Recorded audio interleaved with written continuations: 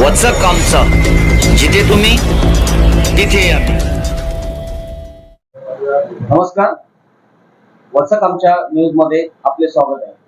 मी प्रकाश दोंदे.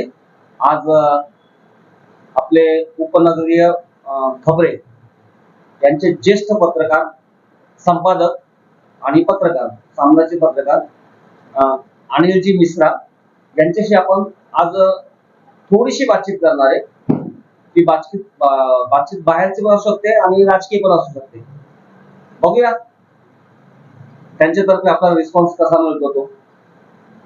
Okay Mishra ji, अभी कुछ दिन पहले, मतलब कुछ एक हफ्ता या 10 दिन हो गए, गणपत सिंह गायकवाड़ ने हिल लाइन पुलिस स्टेशन में महेश गायकवाड़ इनकी जो पुलिस स्टेशन के अंदर इनको जो गोली मारी, तो आपको क्या लगता है ये सही था, गलत था? क्योंकि पुलिस स्टेशन के अंदर गणपत सिंह गायकवाड़ ये आमदार है, इन्होंने पुलिस स्टेशन के अंदर गन लेके जाना चाहिए था क्या, और पुलिस स्टेशन के अंदर फायरिंग करना चाहिए था? अभी गणपत सिंह गायकवाड़ जो है उनका लाइसेंसी रिवॉल्वर है, पुलिस स्टेशन में उसको ले जा सकते हैं, ऐसा कोई बड़ी बात नहीं है। लेकिन उन्होंने जो हत्या की कोशिश की है या गोली चलाई है, इससे ये साबित होता है कि जो महेश गायकवाड़ है उन्होंने कुछ इतना उनको ज्यादा प्रेशर दिया है, लगता है कि उनको इस हद तक उतरना पड़ा। अन्यथा एक इतने उच्च पद पे रहने वाला आदमी ये काम नहीं कर सकता। अगर वो पेशेवर गुंडे होते तो बात अलग है, लेकिन एक विधायक जो है इस तरह का जो है अगर स्टेप उठाता है, उससे हमें लग रहा है कि उनको कहीं न कहीं उनके दिमाग के ऊपर इतना ज्यादा प्रेशर था, जिसको लेकर के उन्होंने जो है उनके ऊपर गोलियां चलाई। अभी जरांगे पाटिल को अपने राज्य सरकार ने एक अध्यादेश निकाल के आरक्षण दे दिया, लेकिन 10 तारीख से जरांगे पाटिल फिर से अनशन को बैठे हैं। तो जरांगे पाटिल का सरकार पे भरोसा नहीं है, या तो सरकार ने जो अध्यादेश निकाला वो गलत था या सही?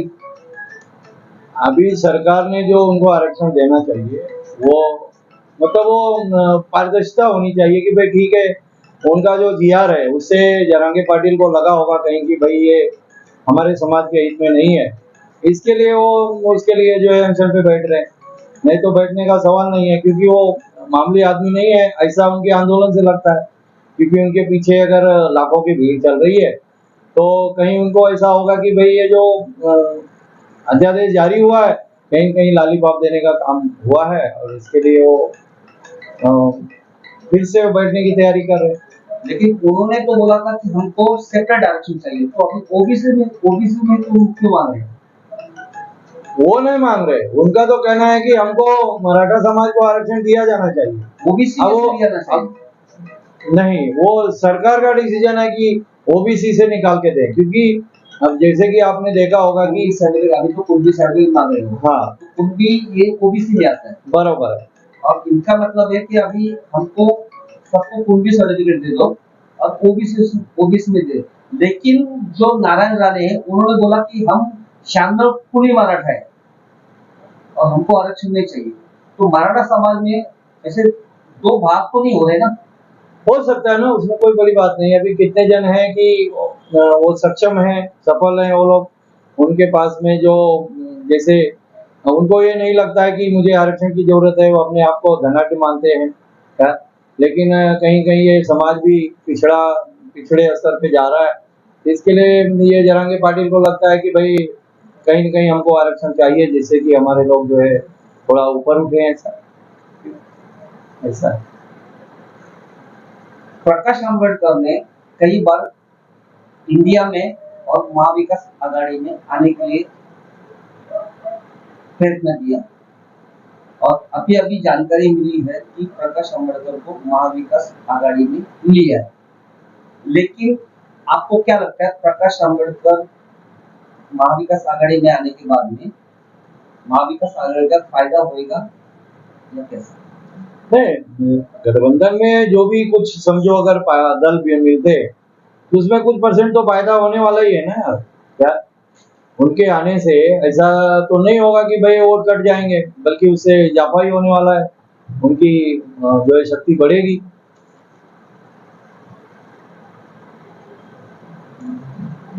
चंडीगढ़ में जो हुआ महापौर पद के लिए,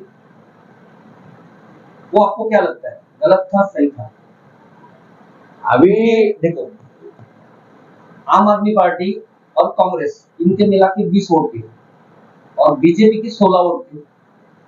लाइव कैमरा में जो वहां पे जो अधिकारी बैठा था, उसने जो वोट डाले थे उसने अपनी पेन से लिख के वो 8 मत बाद कर दिए। वो गलत था या सही था? देखिए, अभी राजनीति जो है, आज की जो राजनीति है वो कहा जाए तो वो कूटनीति हो गई है। और इसमें जो जितना ज्यादा कूटनीति जो होगा वो उतना फायदा ले सकता है। तो ऐसा लग रहा है कि बीजेपी या जिन्होंने उनका बात करवाया है या किया है, तो मतलब कहीं न कहीं वो उनका कूटनीति भारी हुई और वो सफल हुए।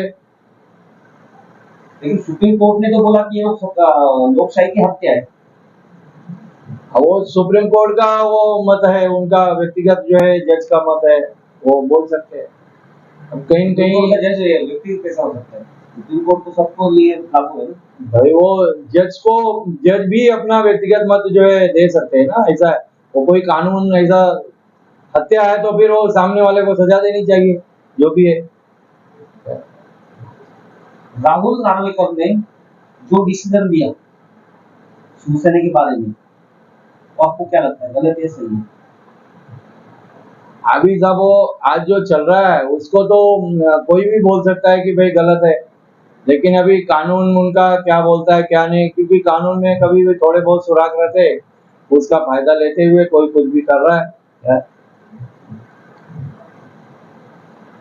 आपको क्या लगता है सुप्रीम कोर्ट में जो केस चल रहा है उद्धव ठाकरे एकनाथ शिंदे का, तो आपके हिसाब से क्या लगता है कि सुप्रीम कोर्ट क्या फैसला देगा?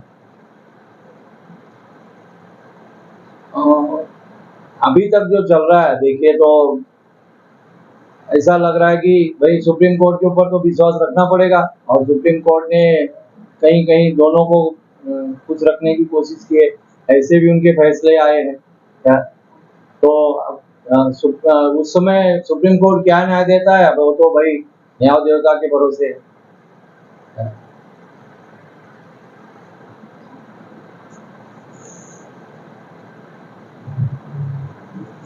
राम मंदिर का जो प्राण प्रतिष्ठा हुआ अप्रैल में, रामनवमी है, और 22 तारीख को 22 जनवरी को जो राम का प्राण प्रतिष्ठा हुआ, तो आपको क्या लगता है वो सही किया गलत किया? क्योंकि राम मंदिर अभी तक पूरा नहीं बना, राम मंदिर का खाली 40% काम हुआ है, 60% काम बाकी है। उसको बनने में कम से कम 2 से 2.5 साल जाएगा। तो इतनी क्या जल्दी थी जो राम मंदिर का प्राण प्रतिष्ठा 22 जनवरी को कर दिया? क्योंकि रामनवमी तो अप्रैल में है, तो अप्रैल को करना चाहिए था। ये अप्रैल में ही होता था, लेकिन अभी जो चुनाव को देखते हुए जो 2024 के चुनाव होने वाले हैं, उसमें राजनीतिक फायदा लेने के लिए भाजपा को इस तरह से कुछ करना पड़ा है क्या, कि भाई ये जो स्टैंड था, जो लोग इस तरह का जो भी फायदा लेना था उनको राजनीतिक फायदा लेने के लिए उन्होंने किया। लेकिन अगर समझो वहां पे योगी है, राजनाथ सिंह है, नड्डा है, और बहुत सारे लोग जिन्होंने मेहनत की है, और दूसरी बात 4 शंकराचार्य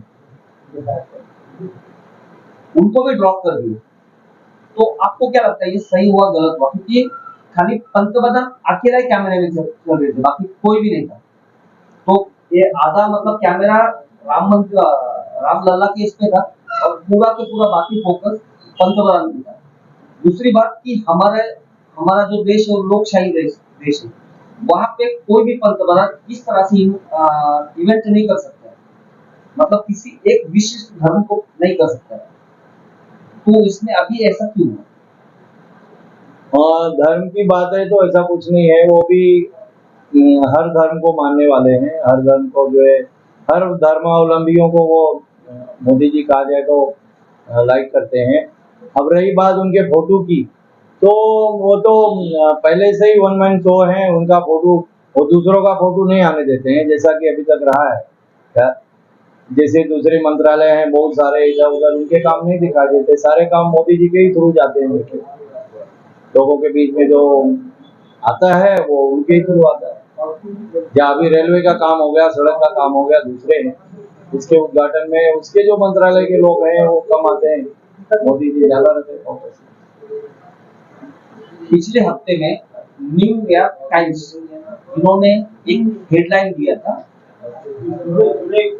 कैमरा एक्शन मूवी। इसके बारे में आपको क्या लगता है? देश में इस वजह से नाम मतलब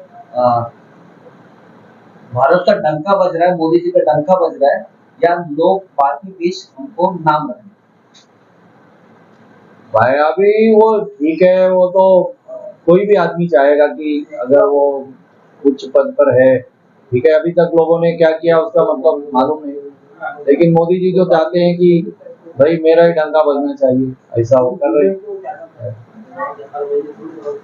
आपके हिसाब से अभी की जो राजनीति चल रही है उसके बारे में आपके आपके दिल में दिमाग में क्या चल रहा है? आज की जो राजनीति है उसको देख करके अच्छे अच्छे लोग भ्रमित है कि पहले की जो राजनीति थी एक निष्ठा की राजनीति थी, एक संस्कृति की राजनीति, लोगों की बातों से समझ में आता था कि ये आदमी इस पार्टी का है। आज कुछ भरोसा नहीं है क्या कि आज का आदमी कल किस पार्टी में चला जाएगा, कौन किस पार्टी में चला जाएगा, कुछ कहना नहीं है। लोग आज का जो मतदाता है बहुत भ्रमित है, उसको बहुत कष्ट है, ऐसा है क्या? आज अशोक चव्हाण बीजेपी में चले गए, आपको क्या लगता है? पता है ना, वो भी कहीं डर और के गए होंगे, जैसे आदर्श घोटाला हो गया, दूसरे कुछ है जैसे कि, और बहुत से लोग जो है किसी न किसी कारण से गए हैं क्या, तो हो सकता है इनको भी लगा हो, इनको भी कहीं से इनके ऊपर भी दबाव आया हो और इसकी वजह से वहां गए हो। अभी के इस 10 साल में, 9.5 पौने 10 साल में ईडी का ये ज्यादा चल रहा है, लेकिन ईडी की जितने भी कार्रवाई है सब विपक्ष पे हो रही है, बीजेपी भी किसी भी आदमी पे कार्रवाई नहीं होती है। तो आपके कहने से ऐसा आपको लगता है क्या कि बीजेपी में सबके सब दूध के धुले हैं और विपक्ष में जितने हैं सबके सब भ्रष्टाचारी हैं? और ईडी कहा जाए विपक्ष और सत्ता पक्ष की बात नहीं है, ईडी के जो ऑफिसर हैं उनको लगता है, ऐसा लगता होगा कि बीजेपी वाले सॉरी सारे जो है स्वच्छ हैं और दूसरे लोग भ्रष्ट हैं, इसलिए ऐसा कर रहे हैं।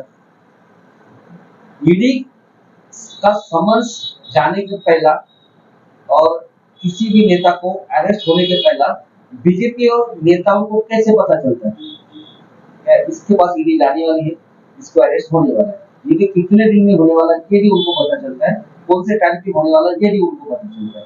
भाई ईडी जो है भले वो स्वतंत्र ऐसी घोषित है कि भाई स्वतंत्र एक संस्था है, लेकिन वो किसी न किसी के अंडर में रह के काम कर रही है, कोई न कोई सरकार उसको पगार दे रही है, तो इसके लिए वो तो बताते ही होंगे जैसे कि और सारे हैं कि भाई बिना बताए कुछ, ईडी का भी कोई न कोई बॉस होगा, तो बिना बताए इस तरह की कार्रवाई नहीं करते हैं और इशारे पे ही काम करते हैं जो भी। चुनाव आयोग के मतलब चुनाव आयोग के बारे में आपका क्या कहना है? अभी मैंने जैसे बताया कि कोई भी यंत्रणा जो है किसी न किसी सरकार के अंडर में रहती है। ये तो स्वतंत्र संस्था है ना, स्वतंत्र संस्था है ठीक है, लेकिन वो किसी उसको कोई न कोई पगार देता है ना यार। समझो आज जो चुनाव आयोग है, चुनाव आयोग की भी कुछ खामियां होगी, वो सरकार के अंडर में रख के उनको काम करना पड़ता है। जैसे कि आपने देखा एक समय पहले 3 चुनाव आयुक्त रहते थे, केंद्रीय चुनाव आयुक्त रहते थे, पहले वन मैन शो एक रहता था, फिर सरकार ने क्या किया 3 बैठा दिया कि भाई कोई भी निर्णय होगा बहुमत के हिसाब से होगा। अभी 3 आयुक्त हो गए केंद्रीय, जो 2 बोलेगा वो सही है, 1 बोलेगा गलत हो जाएगा। तो इस तरह से जैसे कि आपने देखा कि वो टीएन सेशन थे, चुनाव आयुक्त थे, उन्होंने पूरे राजनीतिज्ञों को एकदम पानी पिला दिया था। उसके बाद राजनीतिक खेपेकों को लगा कि मुझे भविष्य में तकलीफ हो सकती है, ये वो, तो उसके लिए उन्होंने एक आयुक्त की बजाय 3 आयुक्त रख दिए और उनके ऊपर कहीं न कहीं उनके अधिकार पे हथौड़ा चलाया। और आज जैसे भी होते हैं, और वो जो आयुक्त भी रहते हैं वो भी किसी न किसी मानसिकता के लोग रहते हैं, तो उनको वो हिसाब से काम करना पड़ता है। अभी हरियाणा और पंजाब के जो किसान हैं वो दिल्ली में आ गए और उनको दिल्ली बॉर्डर पे रोका जा रहा है। तो क्योंकि उनको जो सरकार ने, केंद्र सरकार ने जो आश्वासन दिया था, हम उनको एमएसपी दे देंगे, लेकिन अभी तो उन्होंने जो बोला था वो पूरा नहीं किया, वादा जो किया था पूरा नहीं किया। और अभी किसान वापस आंदोलन के उठे, उनपे अश्रुधूर, लाठीचार्ज ये सब हो रहा है। बड़े बड़े खड्डे खोद दिए, ब्रिज को मतलब पैक कर दिया है, बैरिकेड कर दिया है। तो आपको क्या लगता है, सरकार ने करना चाहिए या उनसे बातचीत करना चाहिए? सरकार को ये कदम उठाना नहीं चाहिए, जैसे आशु गैस वगैरह, ये सब उचित नहीं है। उनसे उनको बात करके, और क्या है जो उनकी डिमांड है, मेरे ख्याल से इतनी वो कहा जाए तो जायज है, उसको इतना आक्रामक रूप पकड़ के अच्छा नहीं, उनसे आगे जाके बात करना चाहिए। अपने देश के लिए जो लड़कियों ने गोल्ड मेडल लेके आए थे, मतलब मेडल लेके आए थे, उनकी भी मांगे थी, उनकी मांगे भी पूरी नहीं हुई। और पिछले किसान आंदोलन में जो तेनी है, उसके लड़के ने उन किसानों पे गाड़ी चढ़ाई थी, लेकिन फिर भी आज भी तेनी जो मंत्रालय में मतलब मंत्री बन के बैठा है, तो ये गलत है या सही? ब्रिजभूषण को भी कुछ नहीं किया, तेनी को भी कुछ नहीं किया, और बाकी अगर विपक्ष एक लफ्ज भी कुछ बोलता है तो उसको संसद से बाहर निकाल दिया जाता है, उसको सस्पेंड किया जाता है। लेकिन इनके बारे में ऐसा कुछ नहीं होता है। ये कहीं न कहीं अधिकार का दुरुपयोग तो होता है, अधिकार का दुरुपयोग। तो इससे अपना देश बढ़ेगा या मतलब लोगों के दिल में बीजेपी के लिए या पंतप्रधान के लिए जो भावना वो गलत नहीं हो रही? भाई वो तो अभी गलत हो रही है, लेकिन अभी क्या किया जा सकता है उसमें? क्या उनको लग रहा है कि इससे हमारा विकास होगा, इसके लिए वो स्टेप उठा रहे हैं क्या?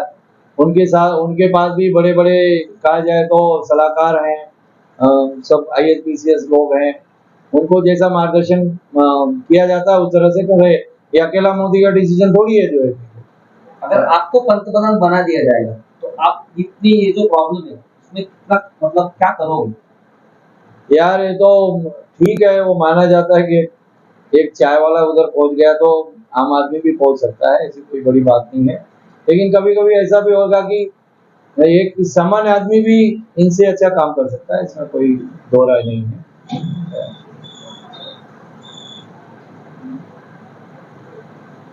थँक्यू। आज आपण मिश्राजी, अनिल मिश्राजी यांच्याशी बातचीत केली आणि त्यांनीही आपले मत खुल्या मताने निर्भीडपणे मांडले। त्यामुळे आम्ही वचक आमच्या न्यूजतर्फे त्यांचे अभिनंदन करतो, धन्यवाद पण मानतो। धन्यवाद। वचक आमचा, जिथे तुम्ही तिथे आम्ही।